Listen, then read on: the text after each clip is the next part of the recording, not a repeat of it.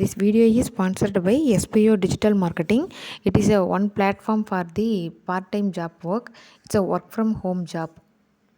Skip பண்ணாதீங்க. பெரிய தப்பு. தினம் 300 ரூபாய் சம்பாதிக்க அரிய வாய்ப்பு. இன்ஸ்டாகிராம், ஃபேஸ்புக் பயன்படுத்த தெரிந்தால் போதும் content post and content publishing மூலமா தினம் 300 ரூபாய் சம்பாதிக்கலாம். இந்த வேலை செய்ய 5 நிமிடம் போதும். Work training support, group communication support, all language customer live chat support, முக்கியமா சொந்தமா ஒரு பிசினஸ் ஸ்டார்ட் பண்ற அளவுக்கு உங்களால கற்றுக்கொள்ளவும் முடியும், சம்பாதிக்கவும் முடியும். இந்த வேலை வாய்ப்பு வழங்குவது 5 வருடத்திற்கு மேல ரன் ஆகிட்டு இருக்க நம்ம தமிழ்நாட்டு company school of business organisation private limited. மேலும் விவரங்களுக்கு டிஸ்கிரிப்ஷன்ல கொடுத்திருக்க நம்பருக்கு வாட்ஸ்அப் பண்ணுங்க.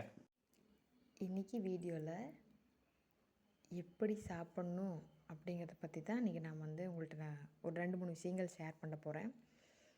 எப்படி சாப்பிட்ணும், ஏன் டெய்லி சாப்பிட்ணும், சாப்பிட்லைன்னா என்ன ஆகும், சாப்பிடும்போது தண்ணி ஏன் குடிக்கக்கூடாது, சாப்பிடும்போது வாயை மூடிட்டு ஏன் சாப்பிட்ணும், இந்த மாதிரி ஒரு சின்ன சின்ன காரணங்கள், ஒரு கேள்வி, அதுக்குண்டான காரணம், பதில், இதெல்லாம் உங்கள்கிட்ட நான் ஷேர் பண்ணிக்க போகிறேன். ஃபஸ்ட்டு சாப்பிடும்போது எப்படி சாப்பிட்ணும்? எப்போவுமே எல்லாருமே சொல்கிறது என்ன தெரியுமா, கோவமாக இருந்தாலும் சரி, எப்படி இருந்தாலும் சரி, நம்ம ஃபஸ்ட்டு சொல்கிறது வாயை மூடிட்டு சாப்பிடு. ஃபஸ்ட்டு வார்த்தை இதுதான், வாயை மூடிட்டு சாப்பிடு. சண்டை கட்டும்போது இதுதான் சொல்லுவோம், அமைதியாக இருக்கும்போது இதுதான் சொல்லுவோம். ஏன் வாயை திறந்துட்டு சாப்பிடக்கூடாது அப்படின்னா, நம்ம சாப்பிடும்போது நம்ம வாயை ஓப்பன் பண்ணி சாப்பிடும்போது பார்த்தோம்னா அதில் இருக்கிற காற்று, நம்ம சாப்பாட்டை முழுங்கும்போதும் காற்றையும் சேர்த்து நம்ம முழுங்கிடுவோம். நம்ம குடலுக்குள்ளே காற்றும் சேர்த்து தான் ட்ராவல் பண்ணி போவோம். அப்படி போகும்போது உள்ளுக்குள்ளே தனியாக ஒரு பம்பு மோட்டர் செட்டு இல்லை. வயிற்றுக்குள்ளே பம்பு மோட்டர் இருக்குதா? இல்லை. பம்பு மோட்டர் இல்லாதனால கேஸை தனியாக, சாப்பாட்டை தனியாக உள்ளே பிரிக்கிறதுக்கு ஆட்கள் இல்லை.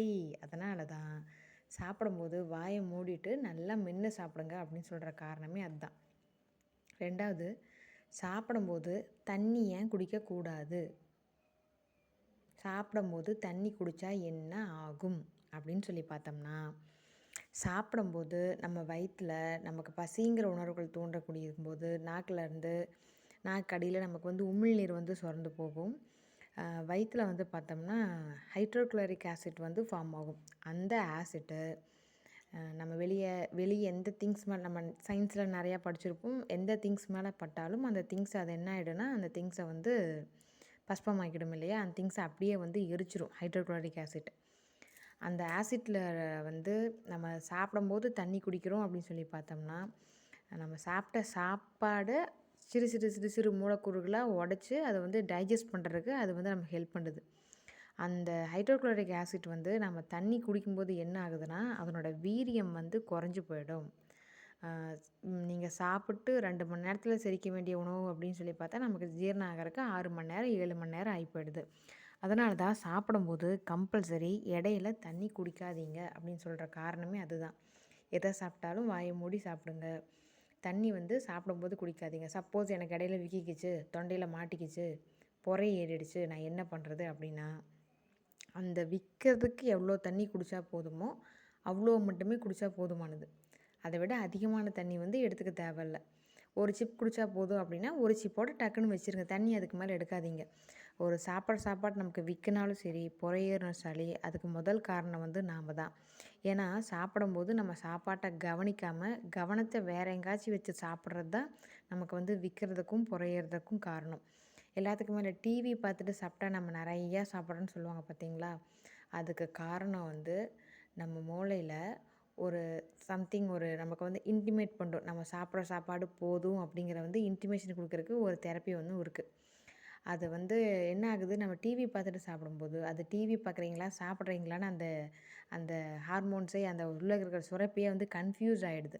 அதனால் நீங்கள் எவ்வளோ சாப்பிட்டாலும் உங்கள் வயிற்றுக்கு சாப்பிட்றலான்ட்டு அதிகமாக சாப்பிட்ற காரணம் அதுதான். டிவி பார்த்துக்கிட்டோ மொபைல் ஃபோன் பார்த்துக்கிட்டோ சாப்பிடாதீங்க. பிளேட்டை பார்த்துக்கிட்டு தலையை குனிஞ்சிட்டு மோஸ்ட்டாக கீழே சமன்கால் போட்டு உட்காந்து சாப்பிட்றது ரொம்ப நல்லது. சமணங்கால் போட்டு சாப்பிடும்போது ப்ளட் சர்க்குலேஷன் நம்ம காலுக்கெல்லாம் போகாமல், சாப்பிடும்போது ப்ளட் சர்க்குலேஷன் அதிகமாக வயிற்று பகுதிக்கு மட்டுமே போகிறதுனால உங்களோட டைஜஷனுக்கு அது ரொம்ப ஹெல்ப் பண்ணும். அதனால் சாப்பிடும்போது முடிஞ்ச வரைக்கும் இந்த டிப்ஸ் எல்லாம் நீங்களும் ஃபாலோ பண்ணுங்கள். ஆரம்பத்திலேயே உங்கள் குழந்தைங்களுக்கும் சொல்லிக் கொடுங்க. தேங்க்யூ.